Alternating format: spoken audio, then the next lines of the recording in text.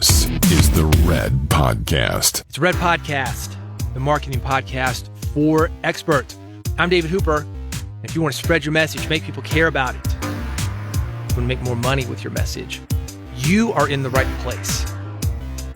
If you really want to influence people, you don't want to limit yourself to one media. You can, it's effective, but you've got this great content and you've got these skills that translate between different types of media.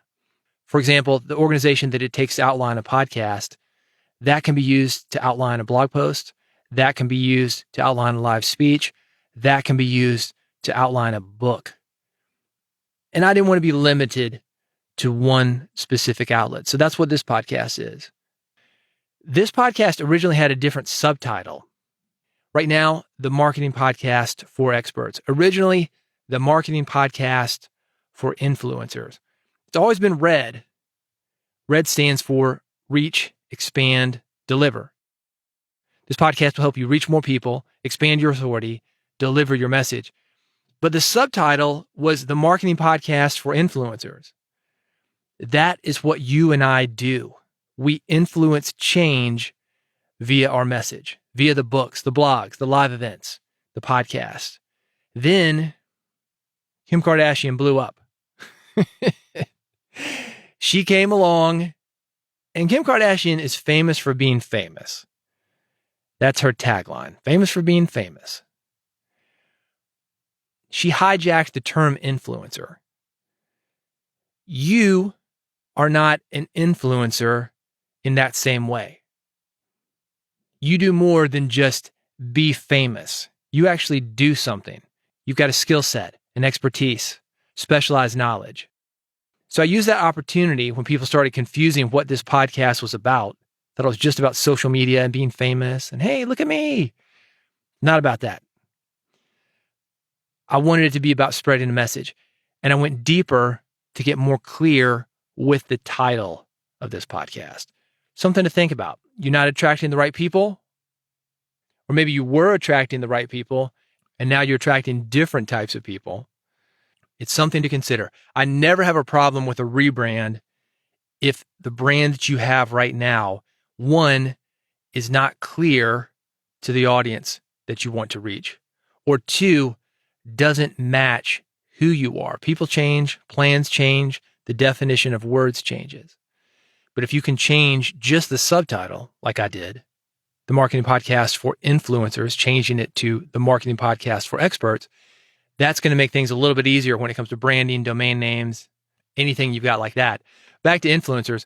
Because this podcast started out as the marketing podcast for influencers, I still pay attention to when that word is used. And even if we're not celebrities, we are still influencing people. So a lot of times related content, it does still apply to us as experts. I read a newsletter called The Click that had an article about influencer marketing. I want to talk about it. Here's what they said. They said influencer marketing basically means paying someone else to do the talking for you. And that is different from something like traditional commercial promotion because one, influencers bring their own audience. Two, it is way more collaborative than traditional advertising. Let's look at that. Influencers bringing their own audience. Let's say you go see Kim Kardashian, even the B-list, C-list, D-list influencers, the guys who've been on The Bachelor or something. They've got their own audience. They've got their own fans. That is the only reason that you would go to them. In traditional media, you would bring somebody in, a celebrity endorsement type thing, because they are saying, yeah, we're trustworthy. And you market that to your audience. They say, see, this guy likes us, so you can trust us. But you've already found those people. Influencers bring their own audience. It is not unlike what you would do with a podcast. If you've got a host-read ad, for example, at least that's how I do it. If you hear me endorse something here, they get my endorsement and they can use that tape to send to their audience. But the reason I would endorse something here is because people want to reach you and they're reaching you through me. The same thing. That's why I want you to pay attention to this and what I'm saying, because you as an expert, You're bringing your own audience, the people who value your expertise, to these companies when they hire you. Let me give you an example of how an ad would work with me. A company, a brand, however you want to say that, wants to work with me. They say, David, I want you to promote this product on your show. If I don't already know about that product, if I'm not already using it, I review that product to see if it's a match for me and to see if it will work for you. I never, ever endorse anything or do a host-read ad unless it's something that I use myself. I'll give you a funny example of this. On my broadcast show, Music Business Radio, we produce it at a radio station here in Nashville. The show, Music Business Radio, also goes out via this broadcast station. So people who listen to that station, they know who I am. They would recognize my voice, my name. They hear the promos all week. Hopefully, if it's a match for them, they're listening to the program that I do. I'm in the studio one day. My engineer's cutting ads for a restaurant, a hamburger joint. He said, hey man, have you ever eaten at this restaurant? I said, yeah, I've eaten there. Would you mind doing an endorsement for this company? I said, yeah, I don't mind doing it, but I'm a vegetarian. And when I go there, I'm not eating their hamburgers. I'm eating veggie burgers. So if we're going to do this, I want to talk about veggie burgers. He said, okay, no problem. You talk about how you use it. So I said something like, hey, if you're like me, a vegetarian who doesn't like salad, and you want a good burger taste, go for the Cheeseburger Charlie's Veggie Burger. It's delicious. They've got their separate grill just for the veggie burgers. It tastes amazing, and you're going to love it. Something like that, right? It works for me, but it also works for them. And that's the kind of match that I'm looking for.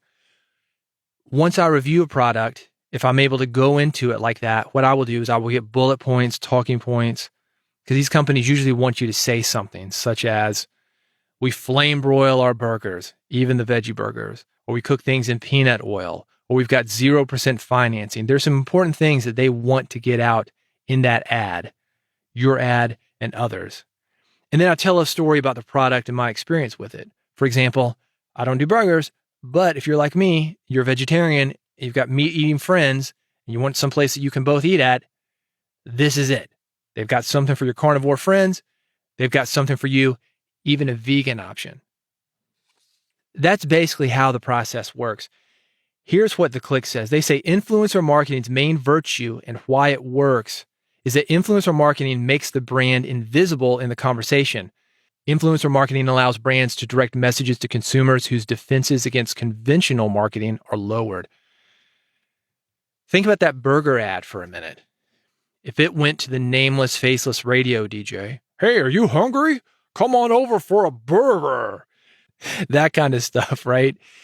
Instead, it was a trusted voice that people had heard on the station. It's atypical. It's not me saying, yeah, 99-cent burgers now, a Cheeseburger Charlie. It wasn't like that. It was saying, hey, I'm just like you. I'm a vegetarian. You don't eat burgers and I don't eat burgers, but there's a place for us when we're hanging out with our burger-eating friends. It shows the humanity of this place. It shows how it's used. That's what influencer marketing does. And that's why people like it so much. Back to the Click article. It says the basic ingredients of influencer success. Influencers are real people with sincere interest. And that's the key to understanding both. One, how they do what they do. And two, how brands should approach fit with influencers and what's possible and not possible. I'm going to go back to that burger example because that's such a perfect one. I talk about being vegetarian a lot. I'm not preachy about it, but I drop it in casual conversation. You've heard me say it here. If I'm describing a meal, for example, I'll talk about tofu or seitan, or quinoa or rice or whatever I was eating, and it's pretty obvious what I've got going on. If I were to come in and start endorsing steaks, Omaha steaks, for example, hey, you really want to buy these Omaha steaks? They come in this kind of cooler and they're fresh and they're the best cut of the cow. It's not going to connect with you because if you know me, you know that I'm lying, that that's not what I believe. That's how brands should approach fit. And that's why these guys, when they came to me, they're like, yeah, we want you to do you. We don't care as long as we're bringing people in the building. We can sell them a veggie burger, or we can sell them beef or beefalo, turkey, chicken. It doesn't matter to us. We just need more customers. There's a way to make the people that come to you fit you and your audience most of the time. Sometimes there's not. The things that I have turned down in the past, and you can't do it here, but tobacco has a hard time advertising. This is why you can't do it here. Tobacco cannot advertise on podcast. They can advertise at live events. And I used to do them all the time. Done about 1,500 live events over the years. A lot of tobacco companies wanted to work with us. We said, hell no, we're not going to work with you. Don't believe it. I don't like it. Even though there's a lot of money there, and arguably it's pretty easy money because their options are limited. Beer companies, CBD, you've got your thing that's either going to work for you or it's going to work against you. If you've got a podcast on whiskey, maybe beer companies, certainly alcohol, it's going to work for you. You got a podcast for marketing? Not so much. It's got to be a fit. And that's the thing you've got to understand about influencer marketing. It has to be a fit. Will there be people that will take your money? And I'm talking about influencers that you can hire to promote your own stuff. Yeah. Again, these C, D, Z-list celebrities, these guys who are on The Bachelor, or not even The Bachelor, that's a broadcast show, like a basic cable show, or one of these internet-only reality shows. Yeah, dude, these guys are going to take the money because they need it. The whole reason a lot of these guys are doing any kind of reality show or this whole influencer thing is because they want attention. They want attention and they need money. They're going to take whatever you got. That's not a match. But for you, on either side of this, that's the opportunity. If something is a match and you understanding why a company would hire an influencer, you can use that to get more money from those companies because you do have that relationship with your audience.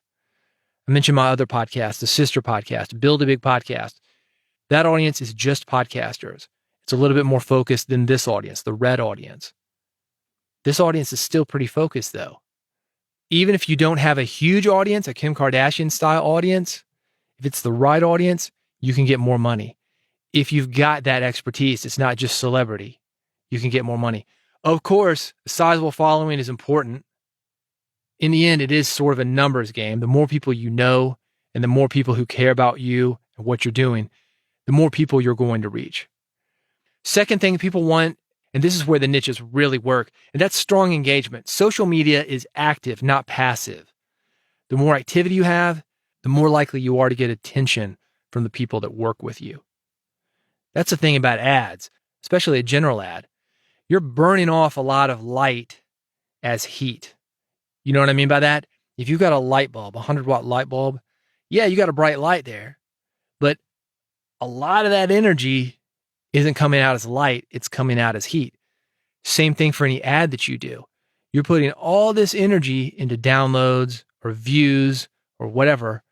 If it's not reaching people, the light, which is what you want, and it's coming off as heat, otherwise known as wasted energy, that's not going to work for you. How do companies and brands judge this? How do they know? It's the engagement.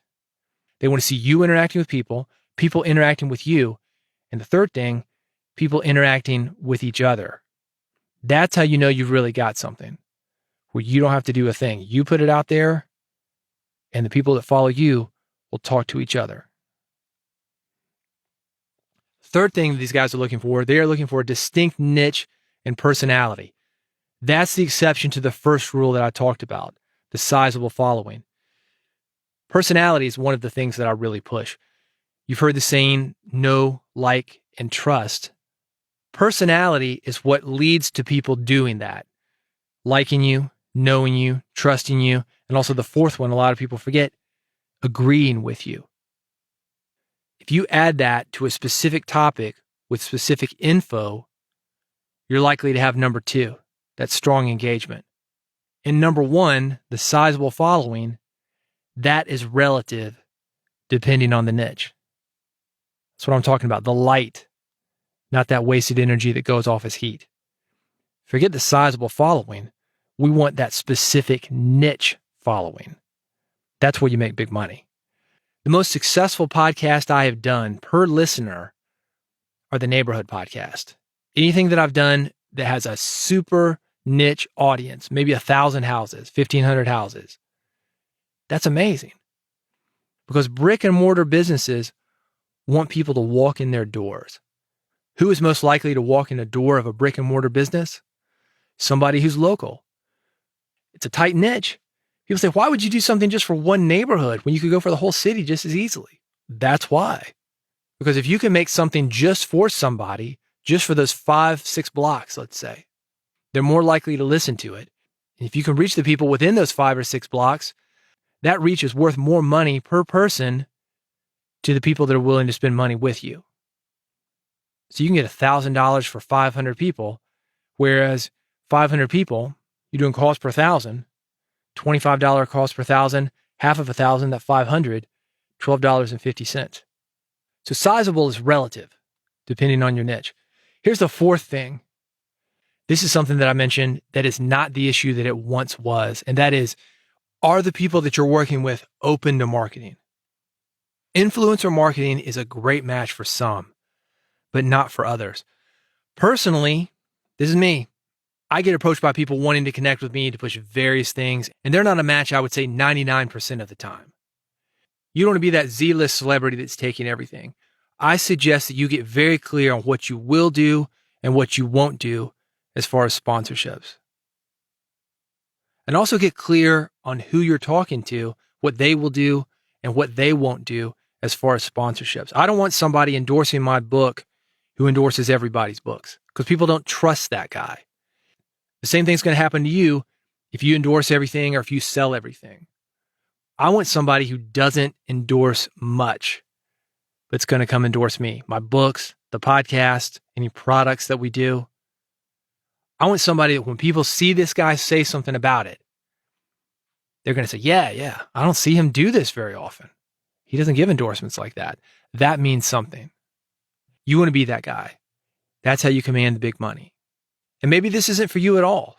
Maybe you don't want to endorse anything. I mean, that would be weird, right? If we had the president or something endorsing Pepsi.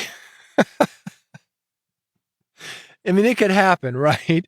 But some positions of power, it's better that you don't do anything. That's why we've got rules about that. Pepsi could come to Joe Biden, whoever the president is at the time, and say, we want to do a deal with you. No, it's not going to work. People lose trust in him. Looks like he's for sale. Do you want to look like you're for sale? And if so, what do you want that to look like? I've heard people say this: I am for rent, but I'm not for sale. Think about that. Redpodcast.com is where to get more information on this podcast. But let me give you one link to get all the podcasts, not just Red Podcast, but also that podcast that I mentioned that's specific for growing a podcast. So if you've got a podcast and you want to grow it, I can get even more specific with you on that one. That is Build a Big Podcast, everything. Red Podcast, Build a Big Podcast, the other specialty podcasts that I've got. It is at bigpodcast.com/subscribe, bigpodcast.com/subscribe. I have made it easy on you. One click is all it takes. You've got an iPhone, one click. Android, one click. You want an RSS feed? One click. There are a lot of ways to get podcasts. It's one of the reasons that it makes it such a great medium to reach people. I've got them all for you with just one click. bigpodcast.com/subscribe. Thanks for listening. I will be back with another edition of Red Podcast, the marketing podcast for influencers and also experts. But when you do your search for that official title, the marketing podcast for experts. I will be back. Another episode coming soon. Thank you for listening, and I'll see you then.